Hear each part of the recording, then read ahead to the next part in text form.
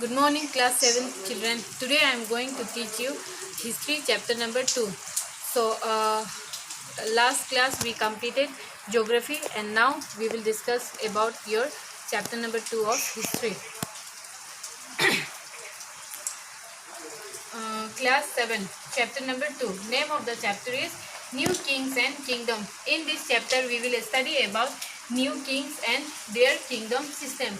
So we will discuss only important topics, because if we will go through all the topics, then it will not sufficient for us to complete our syllabus. So first explanation I will tell. Several major ruling dynasties emerged in different parts of the subcontinent between the 7th and 12th centuries.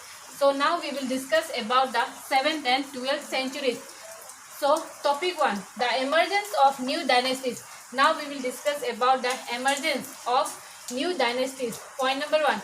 By the 7th century, there were big landlords.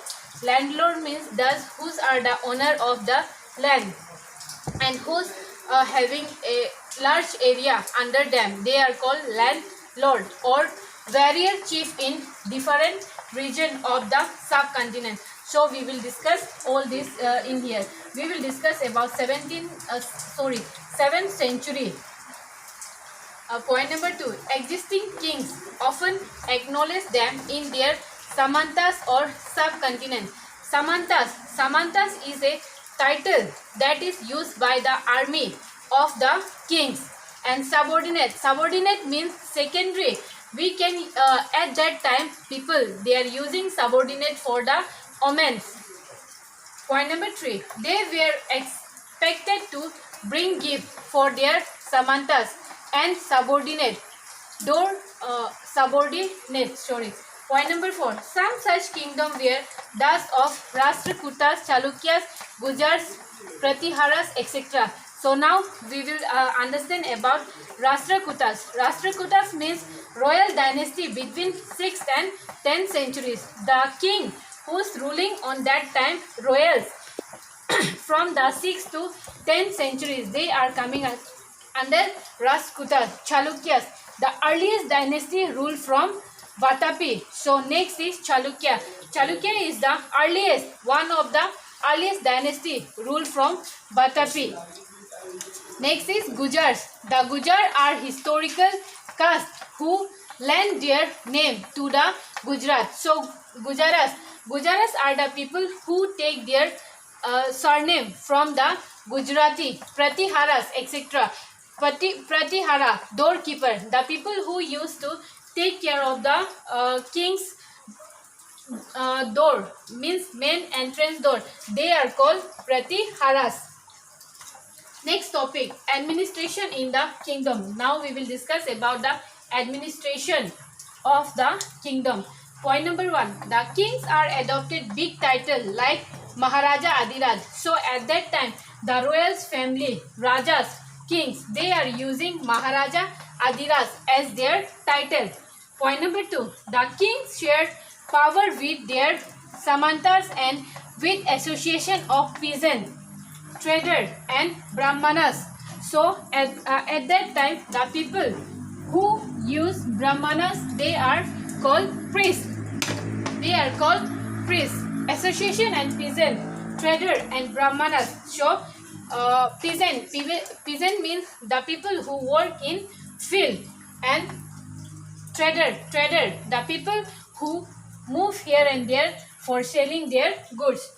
Next point, these resources were used to finance the king establishment and construct temple and fort. So these all people, they are constructing the buildings for royal's kingdom.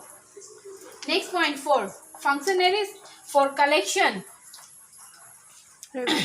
revenue were required from influential families. So at that time, revenue, this royals family, they used to, or rajas, they are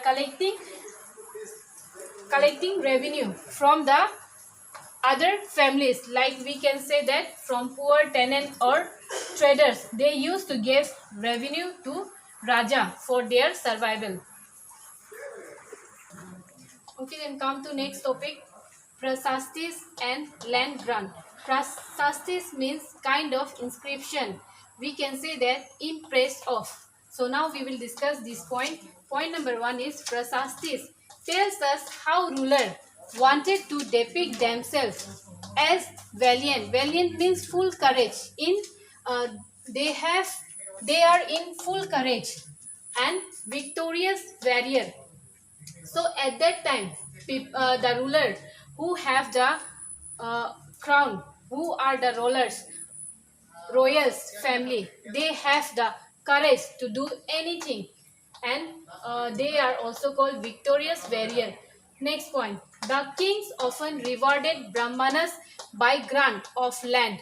These were recovered on copper plate, which were given to those who received the land. So at that time, these royals, what they used to do, if they will give any land to any people, then they have to make the notes on a copper plate, which were given to those who receive the land. So those to whom they will give that particular land, for them they will write on a copper plate for their lands. So next topic is warfare for wealth. Now we will discuss about warfare for wealth. Wealth means, you can say that wealth means money. So point number 1, for centuries Gujara, Pratihara, Rashtrakuta and Pala dynasties fought for control over Kannauj. So last discussion I told you about Pratihara, Rashtrakutas and Pala dynasties. They have to fight for more powerful in their kingdom for control over Kannauj. They all used to fight for taking over charge in Kannauj. Next point, the long drawn conflict is known as tripartite. A struggle as three parties were involved in it. So tripartite, meaning of tripartite means three people who works for three groups, means they used to fight together and they won Kannauj. Like that, the fighting between three royals or three royals party, we can use this word tripartite. Next point, the long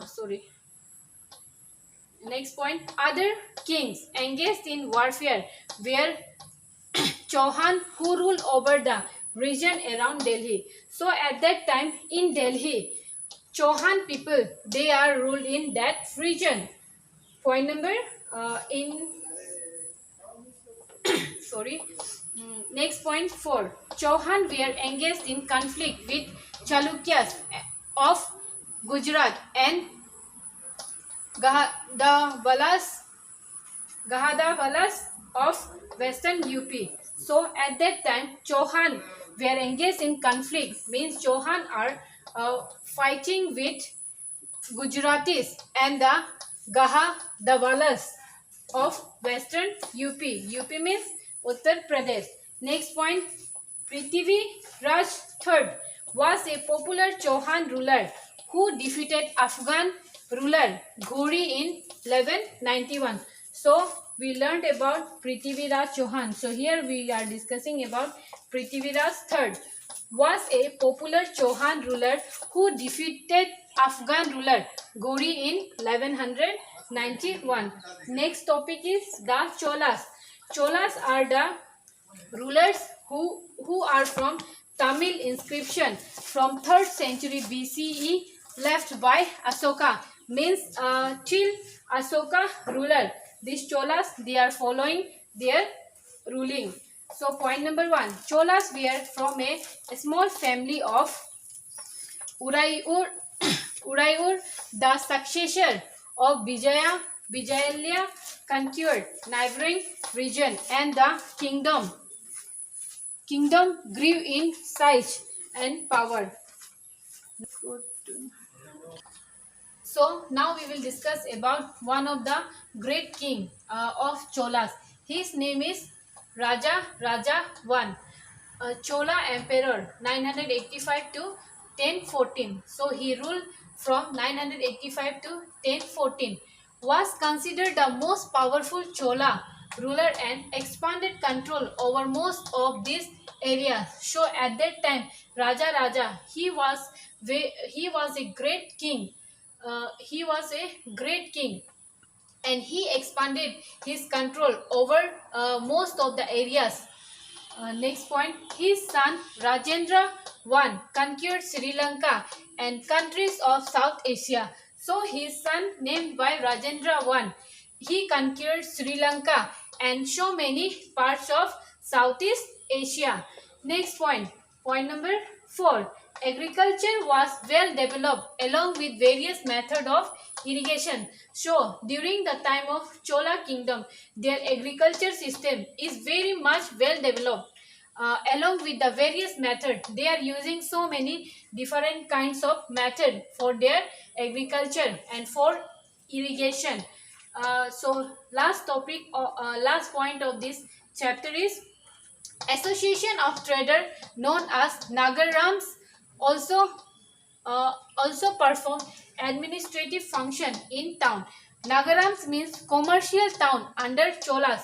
So in their time, association of trader means the people that who move from one place to another. They are called trader, known as Nagarams. At that time, the trader they are calling Nagarams in their kingdom.